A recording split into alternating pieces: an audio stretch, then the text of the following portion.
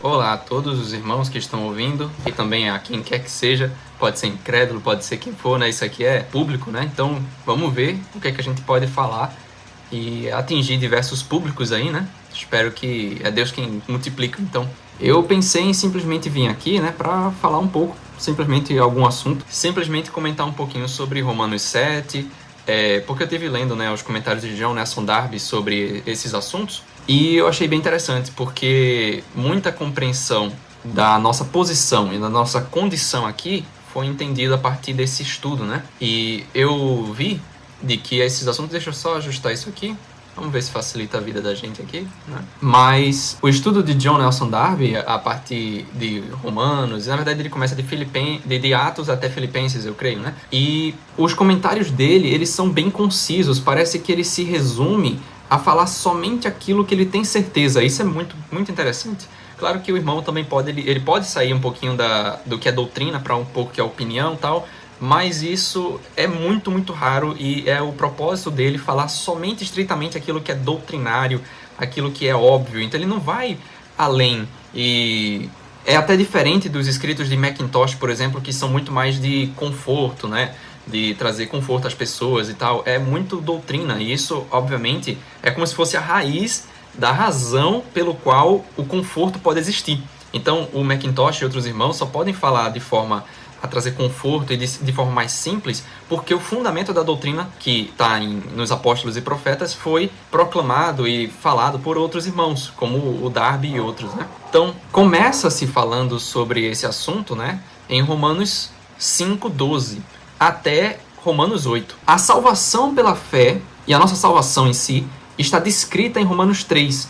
Mas se você começar a ler de Romanos 5:12 até Romanos 8, você parece, de que ele só fala da mesma coisa. É salvação pela fé, o sangue de Cristo e tudo mais. Mas não é.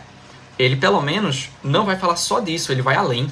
A partir de Romanos 5:12, ele começa a tratar da morte de Cristo em paralelo com a entrada do pecado através de Adão. E ele faz o paralelo que, assim como Adão pecou e todos aqueles debaixo do poderio, né, daquilo que Adão fez, estão mortos, por causa que, assim como Adão morreu, todos morreram, né, estão mortos em delitos e pecados. Assim como Cristo morreu, todos os que estão debaixo daquele trabalho de Cristo morreram também. Isso é um fato posicional, é uma coisa de Deus para o homem. O homem não consegue ver isso, o homem não consegue ver que Cristo venceu a morte, que Cristo destruiu tudo isso. Mas é verdade, mesmo que a gente não consiga entender isso. Ele vai falando, né? Portanto, como por um homem entrou o pecado no mundo e pelo pecado a morte, assim também a morte passou a todos os homens, por isso todos pecaram. Porque até a lei estava o pecado no mundo, mas o pecado não é imputado não havendo lei. E ele vai tratar disso muito mais em Romanos 7, né? A libertação que temos em Romanos 7 para o 8, né, é muito curiosa, porque isso nos liberta dos pensamentos de pecado, da nossa condição. Deus é poderoso o suficiente para salvar-nos de pecados passados, presentes e futuros.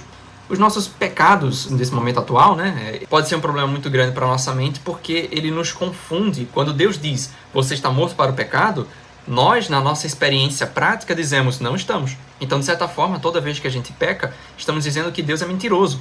Sendo que a realidade não muda. Mesmo com a nossa infidelidade, Deus permanece fiel. O consolo e o conforto que temos a partir desse conhecimento é de que a nossa experiência prática pode contradizer aquilo que Deus fala na Bíblia sobre nós. Porém, isso não deve ser motivo de nenhum tipo de ansiedade, porque a fidelidade de Deus é imutável. Simplesmente a gente não tem que temer, não tem que ficar agoniado. Por quê? Porque ele diz assim: assim, meus irmãos, também vós estáis mortos para a lei pelo corpo de Cristo, para que sejais de outro, daquele que ressuscitou dentre os mortos, a fim de que demos fruto para Deus. Porque quando estávamos na carne, as paixões dos pecados que são pela lei operavam em nossos membros para darem fruto para a morte. São pela lei. Ouça isso. O poder do pecado é a lei. Aquilo que dá poder ao pecado para que ele haja é a lei. Então, se você peca, é porque a lei deu poder a ele. A lei deu poder ao pecado para lhe matar, para fazer o mal. A lei em si, ela é pura. O mandamento é puro, é santo, é bom. O problema não está na lei, o problema está no ser humano. E é por isso que Paulo vai dizer uma coisa bem interessante. A lei não foi abolida, quem foi abolido foi o homem. E quando eu ouvi isso do Mário Persona pela primeira vez, eu fiquei espantado, porque eu realmente não tinha compreendido isso na época, eu não tinha entendido nada, né? De que a resposta perfeita está da parte de Deus. A lei se cumpre em Cristo. Se você pensar que a lei se cumpre em você pela sua forma de agir, mesmo depois da salvação, porque a pessoa pensa, né? Eu sou salvo por graça, mas eu ando de acordo com a lei, porque agora eu vou ser capaz de cumpri-la. É estranho dizer isso, mas não. E ele não está falando da lei cerimonial, não. Ele está falando da lei toda, como toda. E o Pentateuco, não, qual é o nome daquilo? Os 10 mandamentos, né? Os 10 mandamentos também. Por que a gente sabe disso? Porque ele diz assim, ó. Mas agora temos sido libertos da lei, tendo morrido para aquilo em que estávamos retidos para a lei. Ele não disse a lei cerimonial. Mas a gente vai ver por que ele está falando não da lei cerimonial, porque ele também está falando, mas ele está falando mais especificamente dos 10 mandamentos e absolutamente, diretamente sobre os 10 mandamentos. Os 10 mandamentos são puros, são bons, mas eles não são a regra de vida do cristão. Tendo morrido para aquilo em que estávamos retidos, estamos mortos para a lei, para que sirvamos em novidade de espírito e não na velhice da letra. Não preciso dizer nada, né? Está muito claro, na velhice da letra. Que diremos, pois, é a lei pecado? De modo nenhum. Mas eu não conheci o pecado senão pela lei. Porque eu não conheceria a concupiscência, que é o desejo extremado, né, da carne, se a lei não dissesse, não cobiçarás. Sem lei não há transgressão. A lei não... A partir da lei, o pecado tem vida. O pecado tem ação. Sem a lei, ele simplesmente está inerte. Não quer dizer que ele não exista, né, mas quer dizer que ele está inerte. Mas o pecado, tomando ocasião pelo mandamento, operou em mim toda a concupiscência, porquanto sem a lei estava morto o pecado. O detalhe que eu gosto de trazer aqui é que ele fala não cobiçarás, que é parte dos 10 mandamentos. Então você percebe, não é lei cerimonial. Ele falou não cobiçarás. Ou seja, o exemplo que Paulo trouxe para demonstrar de que a lei evidencia o pecado e que o poder do pecado está na lei, foi um dos 10 mandamentos. Comprovando assim de que se nós seguirmos os 10 mandamentos ou tentarmos andar a partir disso, iremos comprovar aquilo que a lei tem como objetivo. Comprovar de que você é pecador, de que tem carne, de que tem a má natureza ainda. Mesmo cristão, né? Se você como cristão tentar obedecer à lei, você vai provar de que sua carne permanece a mesma, só isso. Essa é a única utilidade da lei. Você vai provar que em si mesmo ainda tem a carne, só isso, parabéns. A nossa força está na nova forma de Deus agir conosco. Temos uma nova lei, não a lei de mandamentos e da morte, do ministério da condenação. Nós temos a lei do Espírito de vida em Cristo Jesus, que me livrou da lei do pecado e da morte. Então, essa lei é a obediência pela fé. É a lei que descansa no trabalho de outro e não no seu trabalho. Não exige de si, mas exige daquele que pode fazer e fez. A fé, eu amo essa definição, porque a fé ela não retira e nem adiciona nada do objeto em que ela é colocada. Ela simplesmente descansa na obra de Cristo, sem adicionar e sem retirar nada dali. Então, se a gente chama a fé como se fosse somente viva a partir de obras, estaríamos negando o objeto da própria fé, que é Cristo. Se não, a nossa fé seria voltada para nós mesmos e isso só vai trazer ansiedade, não existe paz. A lei ela tem a ver com o homem na terra e com o homem na carne. Porém, a Bíblia diz assim, portanto, nenhuma condenação há para os que estão em Cristo Jesus. E mais à frente ele diz, os que estão na carne inclinam-se para as coisas da carne, mas as que são do Espírito para as coisas do Espírito. Versículo 9 de Romanos 8 diz, vós, porém, não estáis na carne. Cristo, quando morreu na cruz, ele fez uma coisa bem interessante, e isso é uma coisa que eu ainda vou descansar muito mais na compreensão de que ele venceu as barreiras que regem essa criação. E ele trouxe uma nova forma, porque ele está... Isso tudo, a obra de Cristo só vai se cumprir plenamente em novos céus e nova terra, porque ele venceu todas as barreiras dessa criação. Ele está além dessa criação. A lei que foi dada para o homem na terra, ele venceu, ele está além disso. Então, a regra de vida do cristão é amor, é o Espírito Santo, é a libertação que temos nessa obra. Uma coisa interessante para compreender o contraste de Romanos 7 para Romanos 8 é isso aqui, ó. Versículo 14 de Romanos 7. Porque bem sabemos que a lei é espiritual, mas eu sou carnal. A gente acabou de ler o versículo que ele diz que não somos carnais. Então como é que ele está dizendo que é carnal aqui? Porque ele não está falando de si, e também não está falando de nenhum cristão. Mas eu sou carnal, vendido sobre pecado. Porque o que faço não aprovo, pois o que eu quero, isso não faço, mas o que aborreço, isso faço.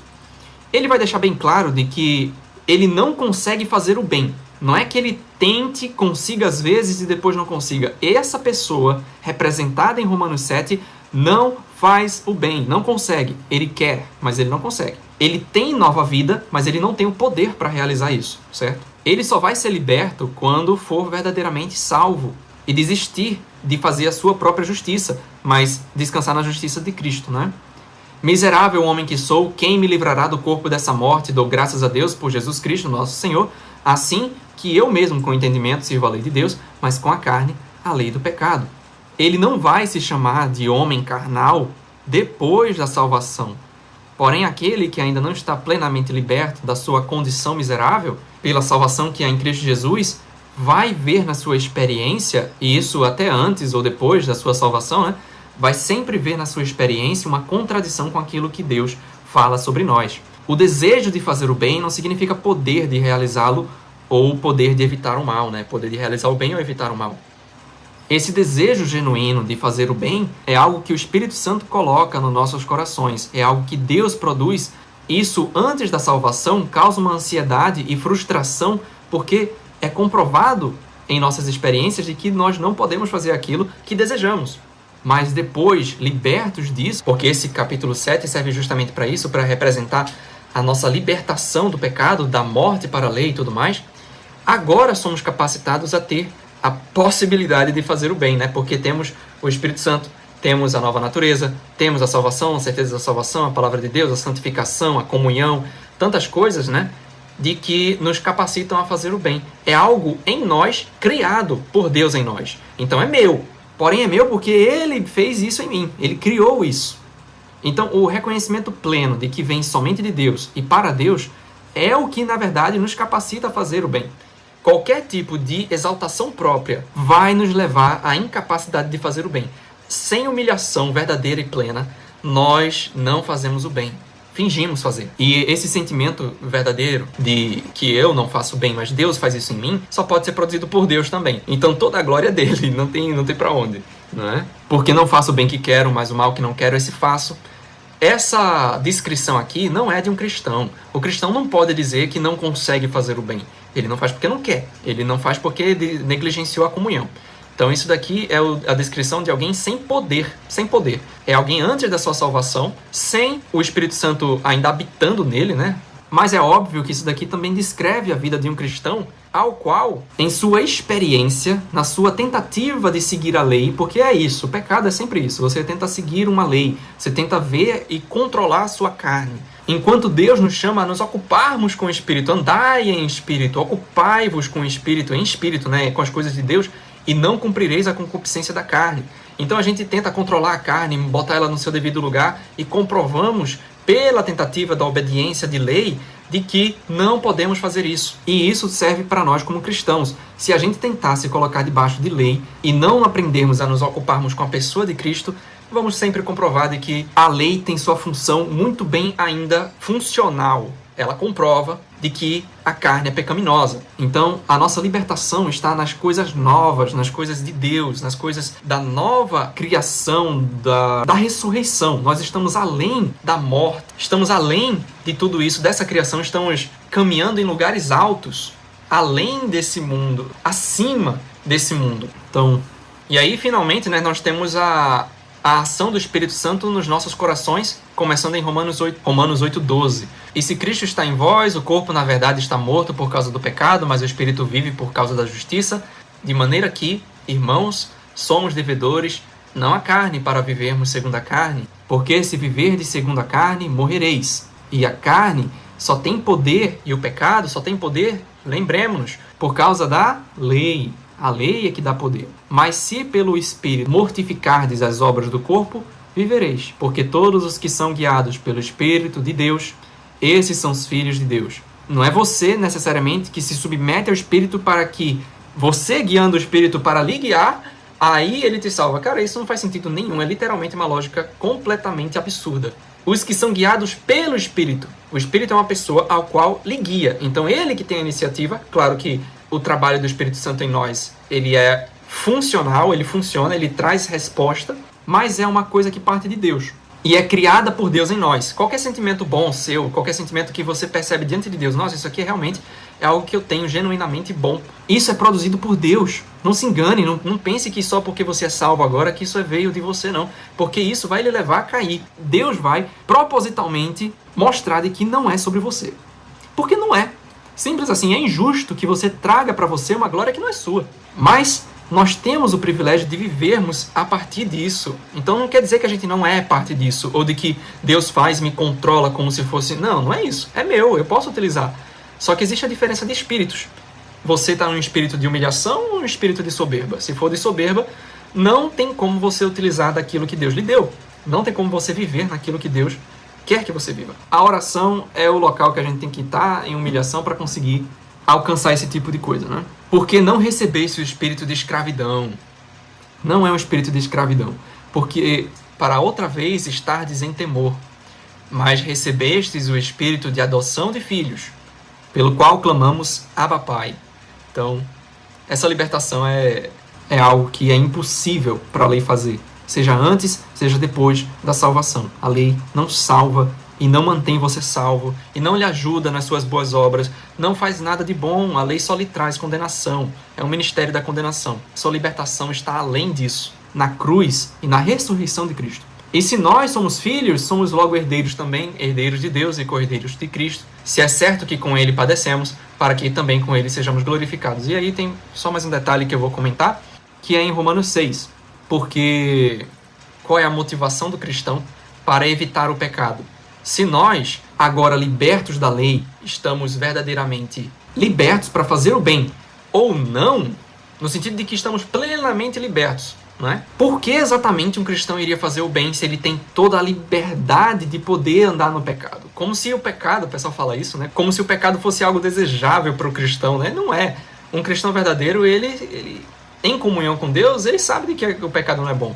Então, eles falam como se fosse um privilégio andar no pecado. Mas, realmente, né, se nós não entendermos o que é a visão de Deus para nós, uma visão absoluta, uma visão soberana... Vamos ver se eu explico melhor isso aqui, porque... Que diremos, pois? Permaneceremos no pecado para que a graça abunde, né, que tenha mais graça, né? De modo nenhum. Nós que estamos mortos para o pecado, como viveremos ainda nele? Ele não disse... Nós que iremos morrer para o pecado, ou que pelos nossos esforços estamos matando o pecado, ou morrendo para o pecado. Por favor, descanse no que está sendo dito. Estamos mortos para o pecado. Mas a minha experiência contradiz isso. Isso pode ser verdade, é verdade. Minha condição contradiz isso que está sendo dito aqui. Mas essa não é uma questão condicional à sua experiência. Ela é absoluta, ela é diante de Deus. Deus diz, vocês estão mortos para o pecado, porque assim como Cristo morreu, vocês morreram com ele. Então, um cristão que anda em pecado, né, quando chegar diante de Deus, Deus vai dizer, isso tudo foi perda de tempo, porque você está morto para o pecado, porque você não é reconhecido por isso.